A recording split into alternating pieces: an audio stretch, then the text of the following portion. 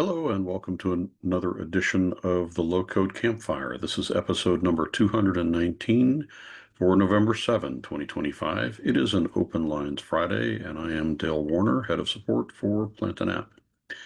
This is an event that we do on most Fridays at 10 a.m. Central Time, where we get together and discuss the challenges and experiences that we have with Plant an App, and most often useful when we bring something to show or ask about, and we get ideas and suggestions from our community members.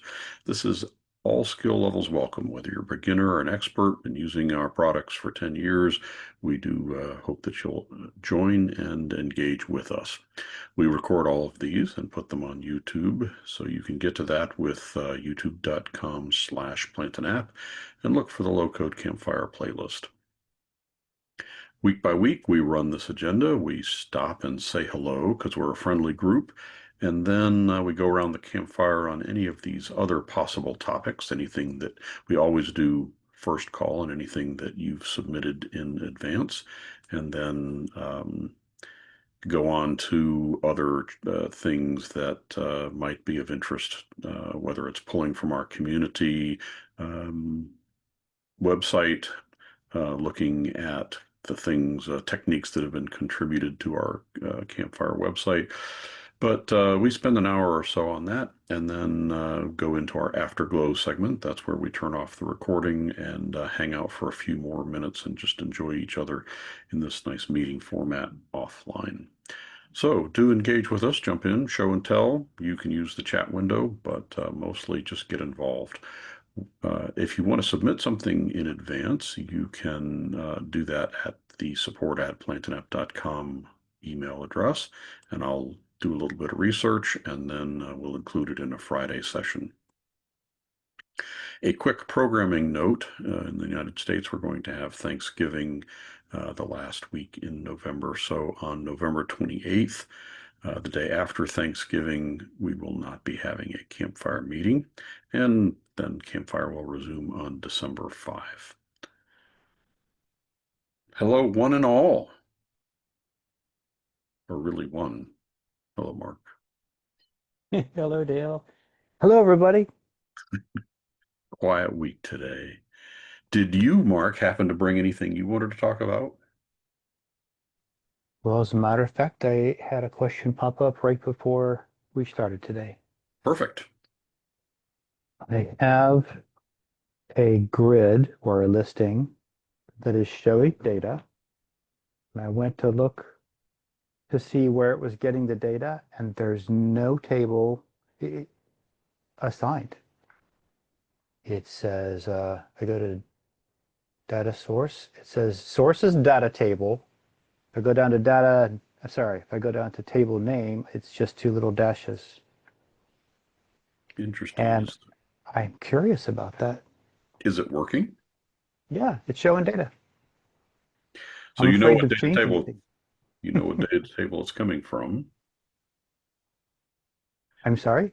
You are seeing data, so you can probably guess at what table it's coming from, even though it's not showing. Is that true? I can get there pretty close. There are several tables that have similar data, Okay. but I Um, believe, no. so first of all, that sure sounds like a bug, and I'd love to understand what's going on with it. Uh, but the in terms of just getting an answer to the question, I think if you were to export the listing, for example, even through the .NET Nuke export functionality, we could probably parse through and find what table. Are you comfortable in showing that, or would you like me to walk through it on a sample table on my side? There is data in here that is for minors, and I probably shouldn't be showing it, so Perfect. better not. Um, so just from an idea perspective, let's go take a look at um, I'm going to just pick an entity semi at random. I have one that I use all the time, my book one, so we can take a look at that.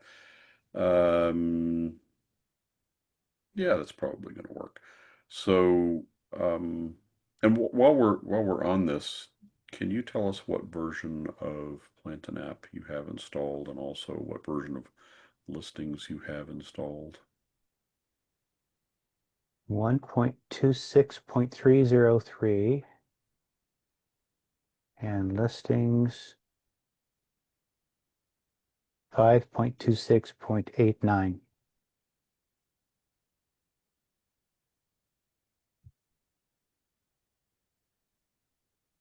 All right, since it's a version 1.26, I'm going to jump into my version 1.26 system and take a look.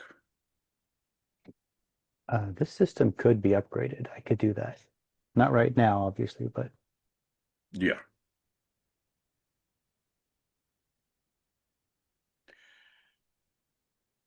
We take a look at, and I don't know, there's this odd bug every now and then. It shows um, duplicates of everything. I'm going to just refresh. Hopefully that'll go away.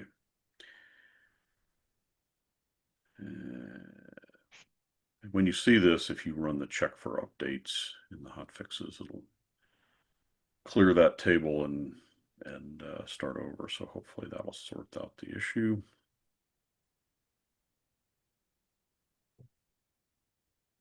Okay. So my app builder is at 325, which is later than yours, and then you said listings was 526. mhm. Some other number, probably not 110, lower than that. So you might see a difference. I think you said 89. Um, I'm not aware. I have never heard of that bug before where it doesn't show, but you might get a resolution just by updating. But in terms of the curiosity behind the thing, let's take a look. I don't have any entities, so we'll create one here, and this will be a reports entity, and reports is going to have a name, and that's about as minimal as you can get for an entity. And so when you do that, it creates a listing. Part of our standard functionality, it creates an entry form for you, and a listing is here, and it's showing up in the listing. If we go into edit the listing, listings have a data source. And first of all, here it says in the data source for entity, and then something. Does it say anything for you in this area here? Yes, it does. Okay, so then when It you go answers my in, question, actually. Yeah. so that's the start, and then you go into change, and you've got a drop down for the source, and this is what you're saying is showing up as blank, correct? Source shows database table. Um, my screen after that point is a little bit different. I think you why don't you go ahead and choose database table if you can, Uh-huh. because the screen changes, I believe. Yeah, Mm-hmm. so table name is looks like yours, two dashes. Mm-hmm. And Okay. yet I see data, but now I know what table it is. Thank you for the last And screen. and just to confirm, when you're looking at this spot, does it say data source for entity? Let me go back. Data source colon table. Data entity. No, it doesn't look like that. It says data source colon table space. It's a database table that is not an entity. Okay. So I'm starting to get a guess now. When you go to data source uh, table, I'm sorry, it was database table, and we have the table names showing here. Um, I'm going to guess that um, what's happened is that somewhere along the way we have change the way that we did this. You see how everything is surrounded in brackets? Hmm. And I'm guessing when you look at your um, table here, uh, does it show any brackets or DBO or anything? Yeah, It's just the name of the table. this Okay. new table. Um, so this is a nice curiosity. So I'm going to go back and look a few versions back before we probably would have done something like that. Um, but what I'm guessing is cosmetically we change, well, that the drop-down list, I'm guessing used to have whatever format without brackets. And that's probably what's stored when you configured this listing. It was probably configured some time ago. True. Mhm. Yeah. And so now this um, drop down list is filling up with something that doesn't match up and you don't see it. Um, and so the listing continues to work, but the data source looks funky. So in terms of a fix for you, now that you know what the data table is, if you picked it off the list, you could probably set it and it would be fine. Um, Doing that now. I wanted to wait till you concluded what you were showing. sure. Mhm. Yeah, the data is still showing, and if And I you've go selected the back right, into it, yeah. I can. It is now showing under table name in the settings. So that fixed it. That was curious. Yep. So, and now let's look here in our very old version, or 5 versions back, 6 versions back. Uh, Data source.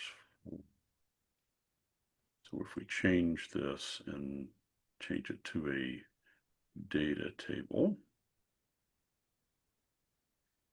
let's see that. Sorry.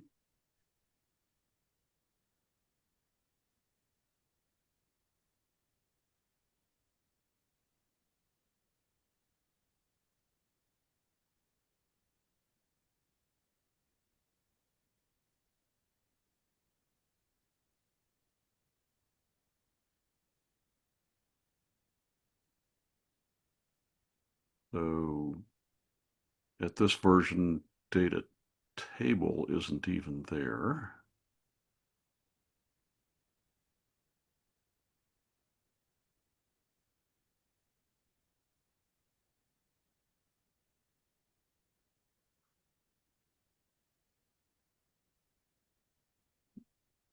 This one doesn't help.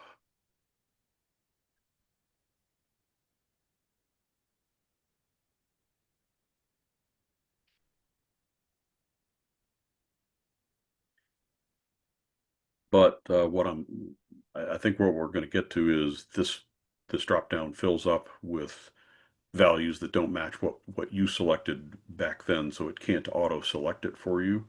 And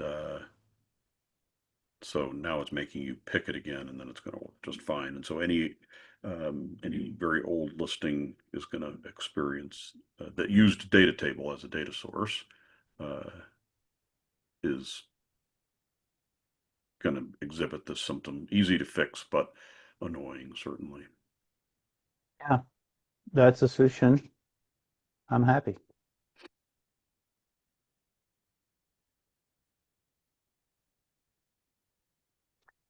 100% success rate today, Dale. Hello, Matt. It's a quiet day here in at the Low-Code Campfire. Hi. Hey, I have a question for you. I've actually got two. All right, Whenever you're ready.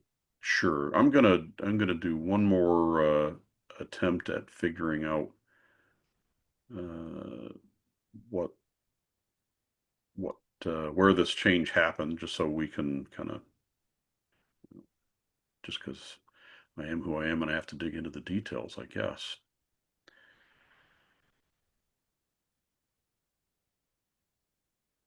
So we still don't see data table listed here. So yeah, it changed at some point. The tables used to be listed and I guess we didn't have a data table. Oh, there it is, database table, blah. All right. So in the table name, there aren't any tables. That's kind of useful. Oh,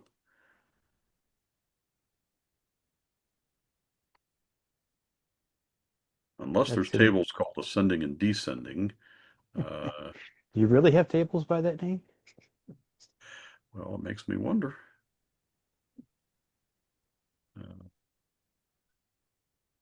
I think our SQL console had, oh, it did. We have lots of apps.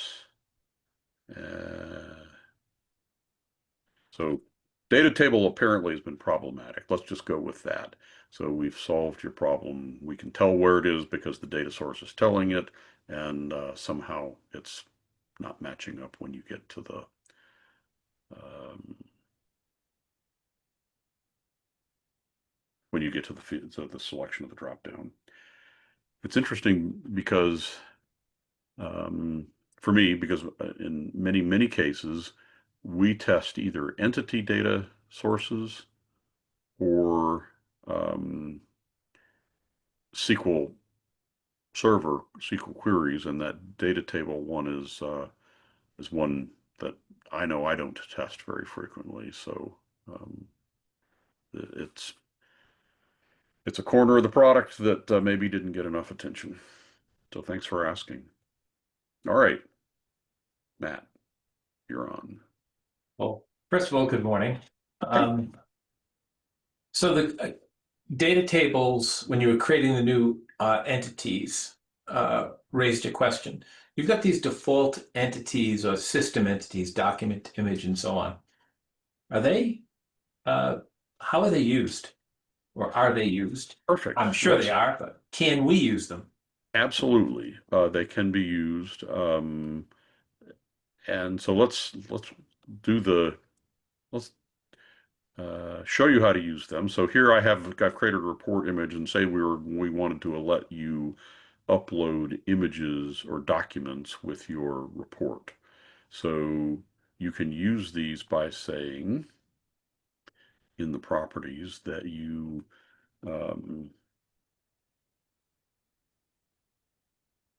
will create a property called related document Mm-hmm. and choose an entity document Yeah. and save. Nothing more than that. We'll merge the changes. When we refresh the screen, we now have a related document showing. If we edit, it's got a single file upload configured to it that we can use to pick a document. So I've got a PDF document that I'm going to upload here. And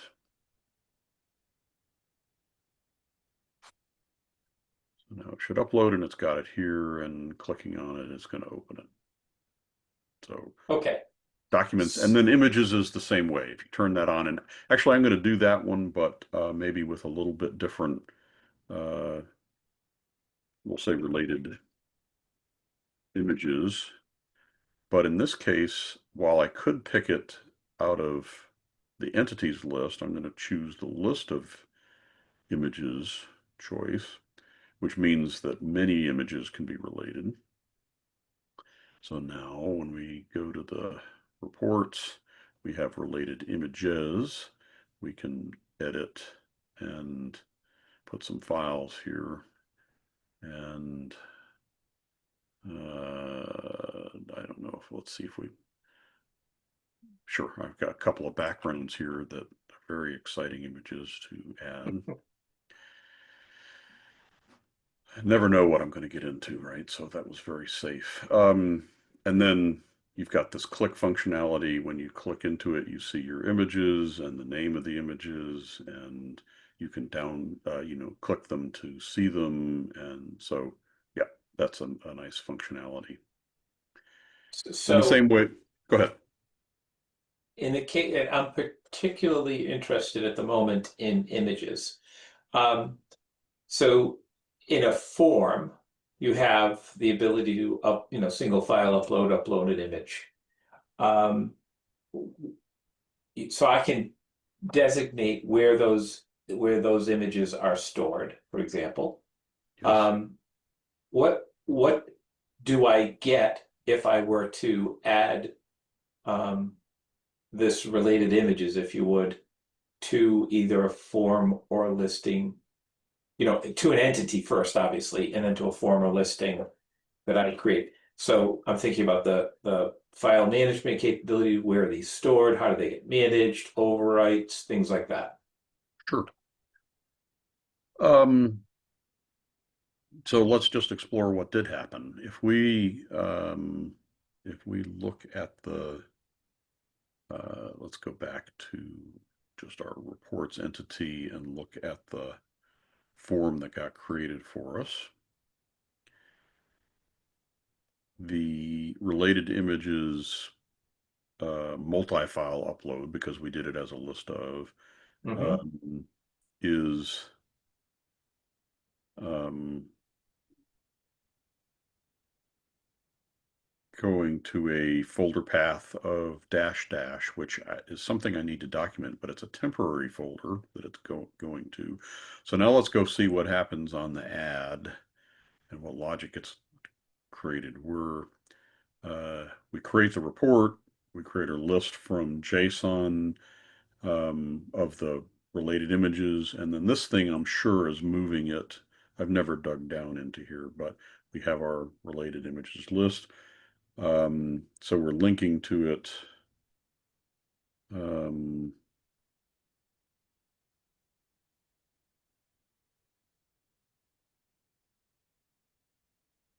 I would have I missed where it's putting it here, so I want to make sure I get this right.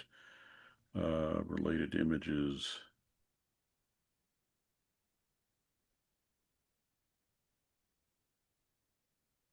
We're not really telling it where to put it. So Well, now, isn't the upload to folder telling you where to put it? right, but in this, it's blank. It's dash dash. Which you suspect is temp. Yes, my understanding is that it's temp and it exists only in the brief time of the submit. Uh, Which then doesn't make sense because it's going to be there next time you go to look at it. Right? right. So, um, Would from that an create exploration, that? from an Would exploration, that? I'm sorry. I didn't mean to talk over you. I apologize. that's quite all right. Let's go look for these because I think I know where they are. So, site assets, and see, we have a files, entities, reports, related Uh, images, and they're being stored here automatically, and it is a secure folder. So hmm. whatever when you use this, the related document for the entity got here and the related images got here. And I'm not sure what the low code connection is that made that happen without Mhm. exploration. Okay. But um, so if you want to use the built-in functionality that I just showed, you can do that through either by modifying your entity and adding an image, for example, or a list of images, and you'll get that exact functionality.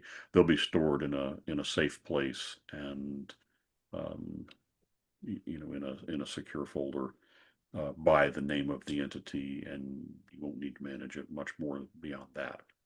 If you want them in a specific place that you control, then you get into a little bit more low code of saying where they go or um,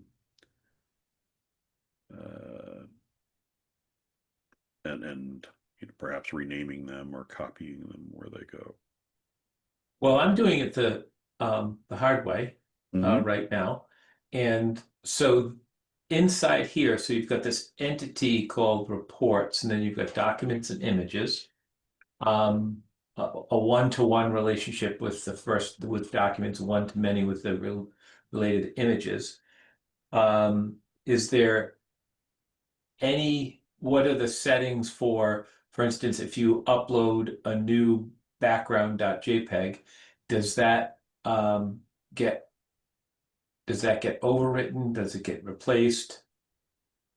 Does it get renamed, or how do we know? Well, let's explore first what it says. So the definition, Rename, okay. the definition is rename. And Yeah. that's interesting that this one, upload to folder, explicitly says that it's Hmm. going to related documents. And I'm going to go to related images. And this one also says rename. So uh, to answer your question, I think we're going to see rename behavior every time. And then it's going to, well, but now we'll explore that a little bit. And now I'm going to do, May I ask a sure. question slash suggestion? How about trying to add images again, but this time instead of, a one-to-many, just do a one-to-one. And I'd like to see what happens. Does it populate the upload to folder, for example? Um, great. I I will do that. I'm going to. I'm You don't have to do, I'm just sure. throwing it out Yep. there. Going to do this first. This export button is lets us look at the JSON of the Hmm. definition, and so I wanted to look and see because I suspect the file path is in here, and it is. So the Okay. there is not, it's not magic, but there is a bug. The fact that it's going to files, entities, reports, related images is because it's encoded in here, but um, this is expression should probably be true. I'm not sure what the right uh, so there's something wrong in this configuration that where it doesn't show, and so I'm going to highlight this as a bug to be fixed because this should display where it's going. Right. I think if I click here, nope. Um, So it doesn't allow you to put in a folder path in there. right. I could override this to where I want it to go, which is another thing. But um, we have a bug with our automatic stuff. So I'm not going to save that change. And so now going back to Okay. what you wanted to see, we'll call it we'll go to configuration and add a new one-to-one that we'll call it a main picture. So entities, port, properties, main, and this will be an image. Save.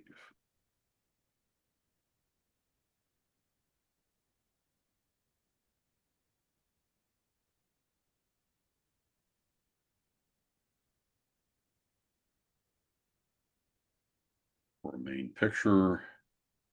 I'm going to choose one of these same files that I did before. Well, yeah, same file as I did Yeah. before. And update. So now we have that there. In terms of how it's defined,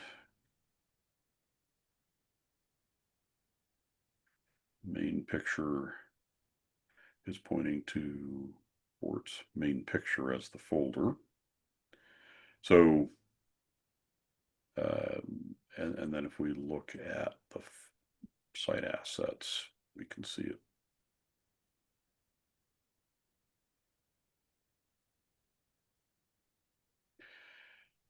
So we didn't trigger an overwrite because it's a different folder.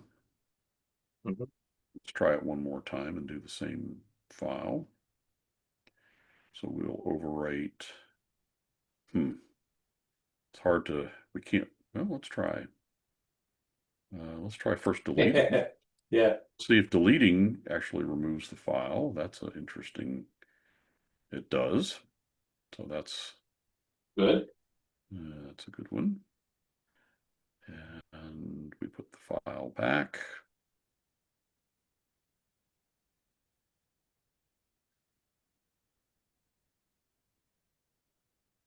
And it's back. Let's change it to a different, whoops, I don't want to do that. Let's change it to the 25%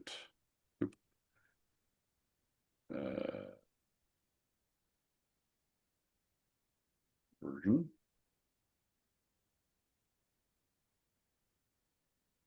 The result we get in main picture now, we have both of them. So a change doesn't delete, it adds. And then let's go one more time and put the original one back.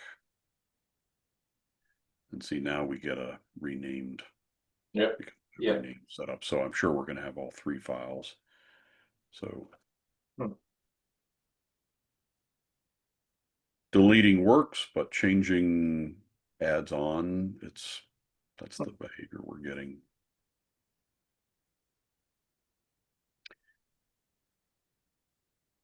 All right, does that help? Yes. Thank you very much. Absolutely. I have another different, Please. completely different question. Let's be different. All right. So we've gone down this road before, and so I have a with form with buttons. Some of the buttons are active based on a value in the field. They're, disabled or enabled depending upon the value of another field. That works fine. I have that form on the same page with listings plural, one or many, doesn't matter. Is there a way without doing a document reload JavaScript or refreshing the page some other way of having other buttons in, say, a listing pay attention to that new value in the form? So I've got the form up top, let's say, click a button, chat status changes from 1 to 9, and the button on that form automatically reacts. It goes dark, which is what I want. But then I'd like to also, on the same page at the same time, without refreshing, um, have another button on a listing, let's say, on the same page, react in a similar fashion. What I'm doing now successfully is I am creating a session variable and essentially reloading that session variable at runtime and then refreshing the page. It picks up the new value of the session variable and it goes dark as I want. Problem is I just like to eliminate the back and forth with the database and the time and so on and so forth. User experience. Sure. So I think the answer is yes, and I think it's pretty straightforward. So, but let's see if we can get it to happen. Okay. Let's do a nice side-by-side layout here. So we will move our listing to 52 side and move our form to the 51 side. So they'll be side by side. And oops, no, nope, that's not the form, wrong thing. So Bear with me.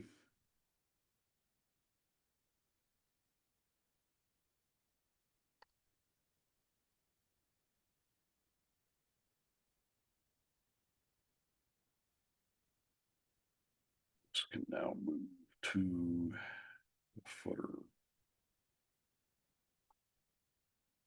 Get it out of the way. All right. I think the answer, just to kind of tell you where I'm going, I think the answer is going to be using a refresh action. Is a checkbox suitable for this? Yeah, but before you go down that road, let me Yes. clarify. The grid buttons, so to edit that user ID one, for example, I think is one case, and that reacts to a data source refresh. Uh-huh.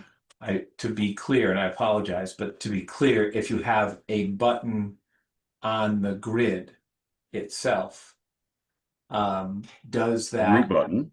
yep, a root button, thank you. Does that, can you get that to react? It should. I would have expected so. Are you on a reasonably current version?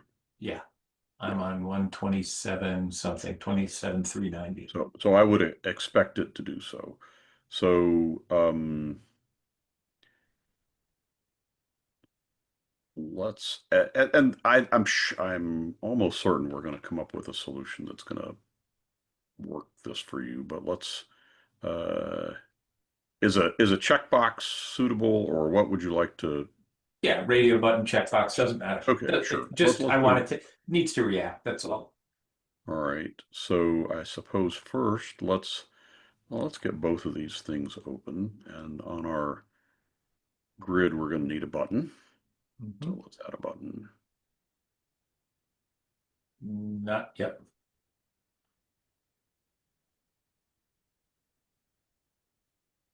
And button has to do something, so we'll do a toast.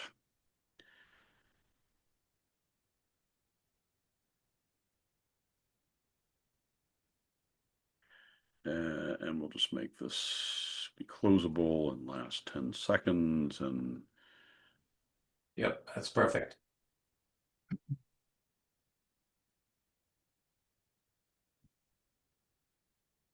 so we click it, we get hello world, life is good. So now this button needs to be dependent on a radio. So let's add a radio box, and the values are going to be on, off.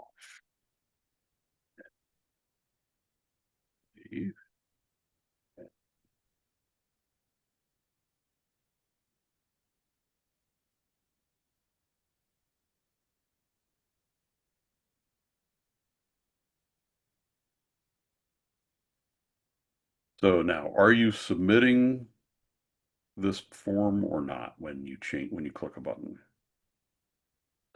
It depends. Well, Um, let's start with yes, okay, sure. and we'll move on from there. So on our control form, we have a button that is save options, and uh, on our handler, we're going to say data source. We're going to say refresh the listing. The listing is going to be the user's grid that's on this page. And then we're going to do an Ajax. So we're really not doing anything except a refresh.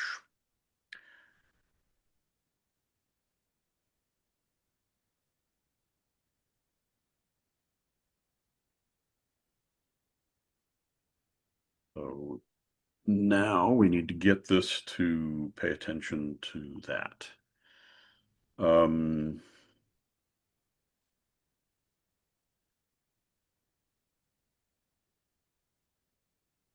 and you're doing it by way of session.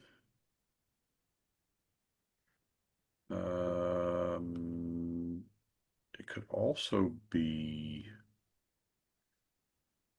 uh, could push it onto the query string. Let's try a test. So I'm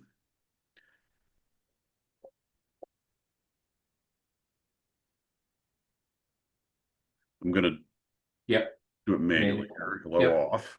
And so in our settings, first of all, we want to make sure we're sync with URL is turned on, and the buttons is going to be conditional enabled. Let's say visible. It's very That's easy. Yep. easy to see. So get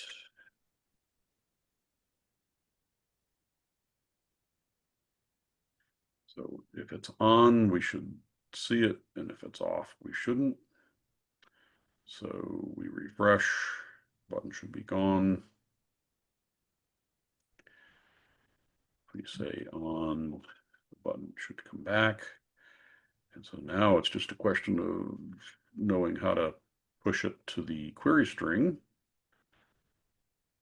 which hopefully I can find that little bit of JavaScript.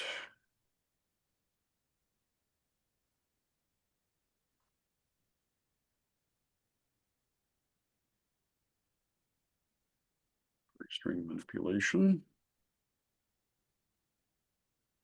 This is a great question, by the way, Matt.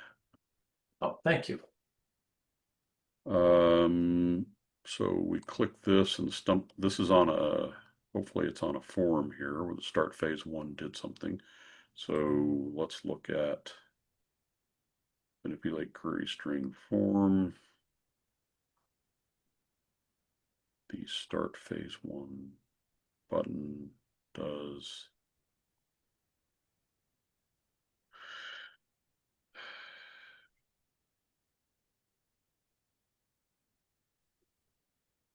that. This is the execute JavaScript to continue. So we're going to say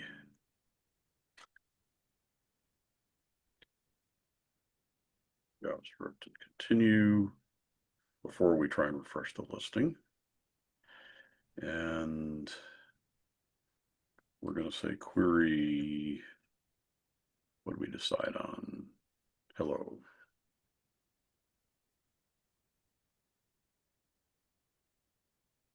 And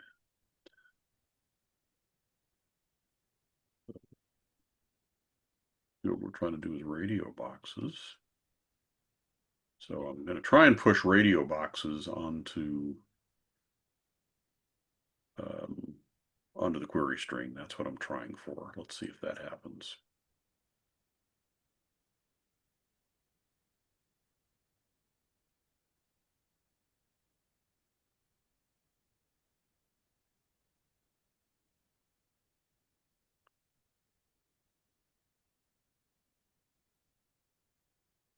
Very unsatisfying. So there's nothing there. I say off, I push the button, nothing's happening. So let's super simplify this. Instead of saying radio boxes, we will say on. And I suppose I should check to make sure there is,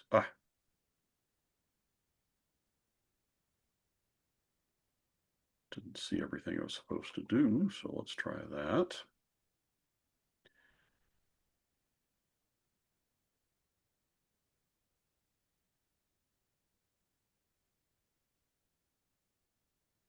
Man, I'm just missing all of it here. Somebody stop me.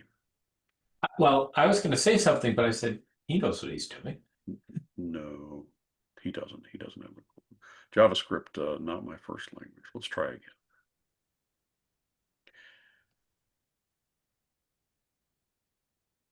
All right, it's already off, just so you know. Right, but okay. Well, first of all, I was pushing the constant on and the button came back. So that's good. We're already in the right vicinity, but let's keep working.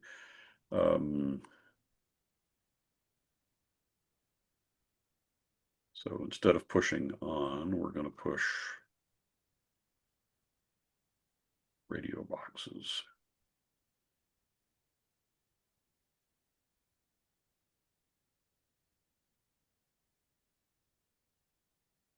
You still have on encoded It's already. left over, so now I'm Okay. going to push it again to off. Good. So we have a win. Okay. I'm gonna up the ante if that's okay. Sure. Okay. So part of the issue with doing this, the way I'm doing it now, is the query string is I don't want anybody to be able to edit the query string. So Right. that's part of the reason for using session variables, one. And then two, and I don't know how you want to attack this if you do. And that is so right now you're hitting a submit button in the save options, right? Mm-hmm. I'm firing JavaScript on, in fact, I'm using what radio boxes as well. I'm firing JavaScript right on the radio box click. So the Sure. radio box click fires JavaScript and it, let's say it turns off a button on the form, but at the same time, I also want it to disable a button on a grid on the same page without Sure. being in the query string. So let's see if we can flip we've got this working on the query string. Let's change it over to set session. So instead of doing this, uh, which I'm just going to disable it for now. Mm-hmm. So we're not going to do any JavaScript. We want to add a create update token to set session.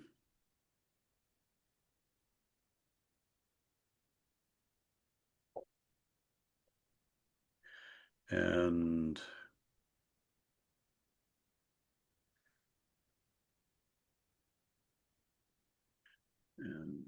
now this is the part where I Yeah, always have to I cheat.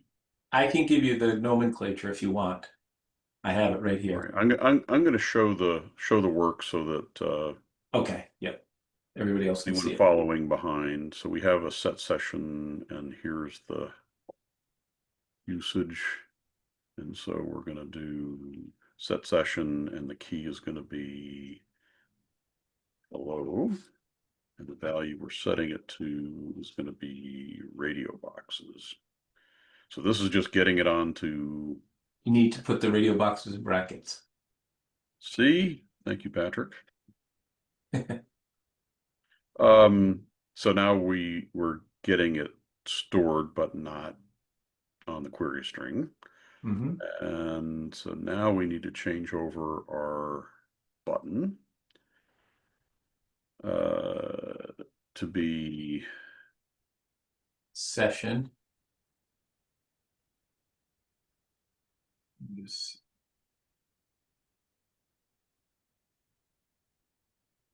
you think so? Oh, I was just gonna give you the nomenclature, but you go ahead. You go Think the that's right? direction. I'm sorry. Could you show that again? I apologize. I was looking away. Uh, let's see. Yeah, that looks like it should do. Session colon key. So I think it's right. Let's try it.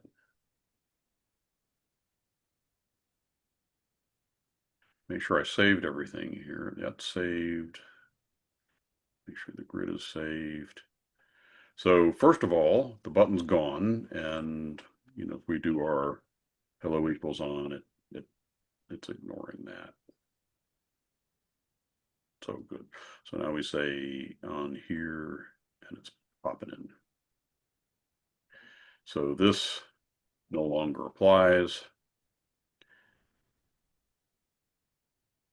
We say on and save, and it shows up, off and save, and it goes away. So we've gotten half of your work done, right? We've converted it over to we're setting session. We're here Mhm. and refreshing the listing, and the listing is consuming it. Oops, I keep doing that. The listing is consuming it here, and so it's reacting to it. So we're there. Then the other half of it is you want to do this in reaction to clicking, Right. and so now I think there may be other ways to do this, but really we have to get in this solution in order to get set session to work. It has to be actions are running. So I would Yeah. go with the technique of hiding the button and activating it in a hidden way. So are you familiar with that one? Yes. Okay. I've used it once. I think that was what Mark's original idea. It Yeah, I've is. used it once or twice. So the button gets a UI setting of Display display none. Yeah. none, and that makes it go away from visual. So now we don't have it, and then we need to look for the contribution for a hidden button. I think it's way early. Run a button. Yeah, this is the one.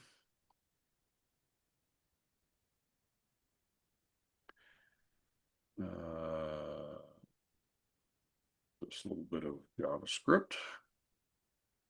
I do this so many times, you guys. Going to Campfire or setting up these buttons? Well, answer to your question is both, but All I was right. talking about setting up buttons. So Then you're five gonna go five for. I'm five sorry. five 80, and there's really a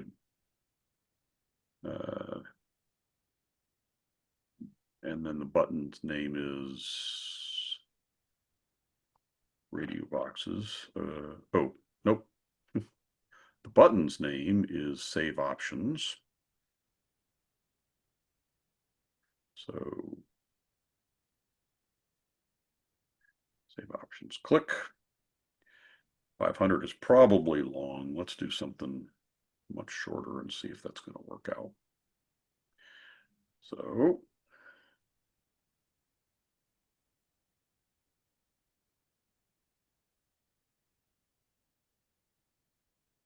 isn't that a thing of beauty? That really is. Okay. So there's a small thing that I think I remember how to do in this UI where we're saying to run. I think we can substitute Module.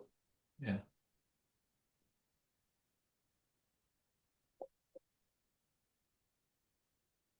Why, that's a great idea.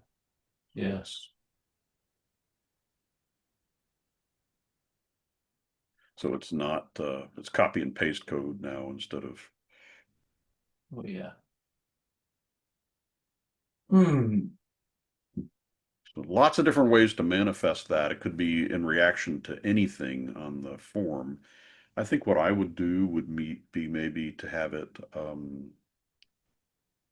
if you have a I mean, this is a simple condition, right? We're just trying to turn something on and off.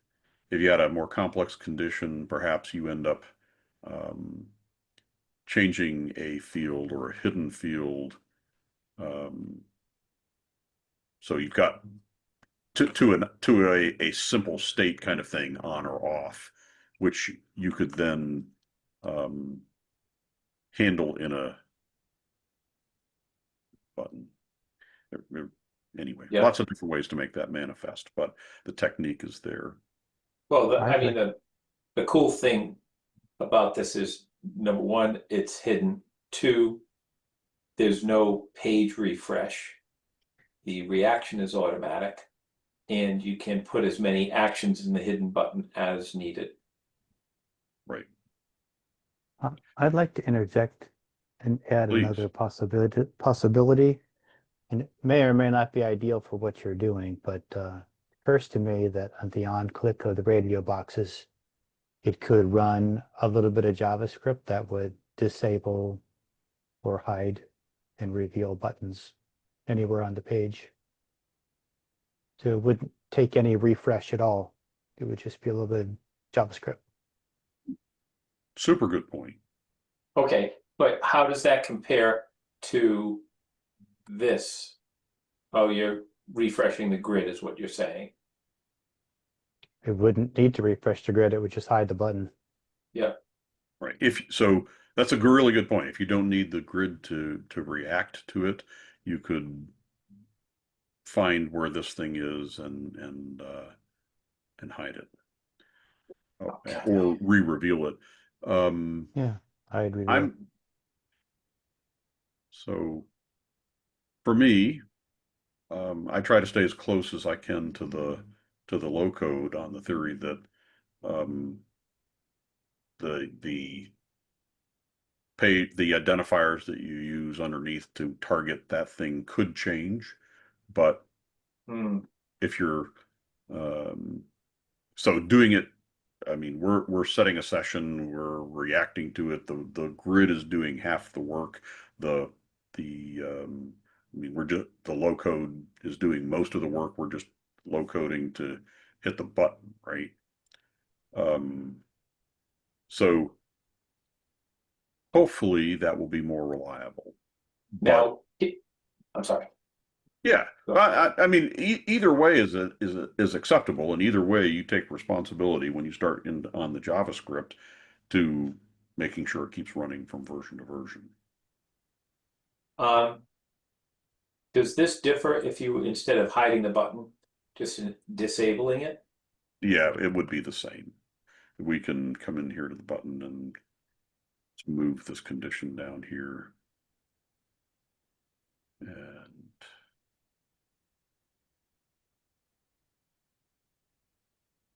so now the hello button is always going to be there. We Yep. click, nothing happens, turn it on, and it lights up. And Beautiful. Awesome. Thank you. Thank you. Thank you, Mark. Thank you. Good Dylan, thank question, you. Matt. so I'm just going to do a quick run through. We've hit our hour, although yeah, maybe I have a minute left. We made it through first call. I love it. Um, I'll go through these next week, but the documentation continues to advance. Maybe one worth mentioning is that in version 1.27, we made some changes in the area of the run SQL action, which for most people are an enhancement, but you can read about it here in the run SQL query documentation. What it amounts to is that run SQL is now enclosed in a SQL transaction, and if it errors, it will roll back. Previously, it was not in a SQL transaction, wouldn't roll back. So if you're Hmm. doing multiple things in one SQL, you're going to see a different behavior if it errors. We think this is a enhancement, but it's a change and you need to be aware of it.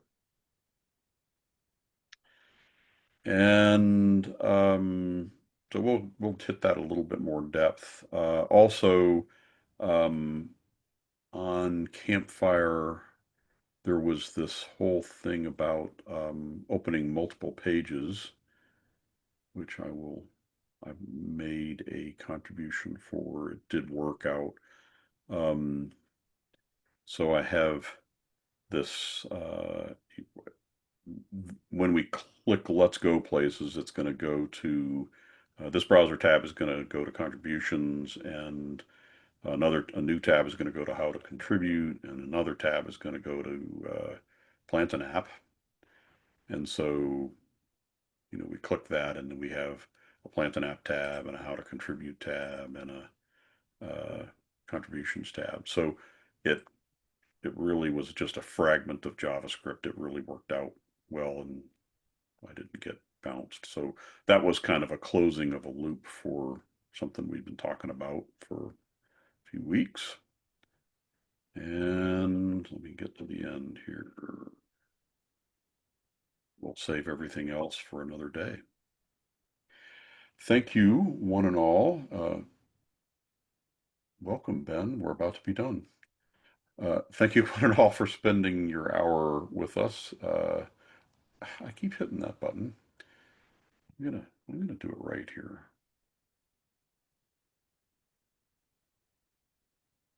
Thank you for spending your hour with us in the Low-Code Campfire. We're going to go into our Afterglow segment here in a moment. And so do hang with us if you'd like, and we will talk for a few more minutes. Thanks, everyone.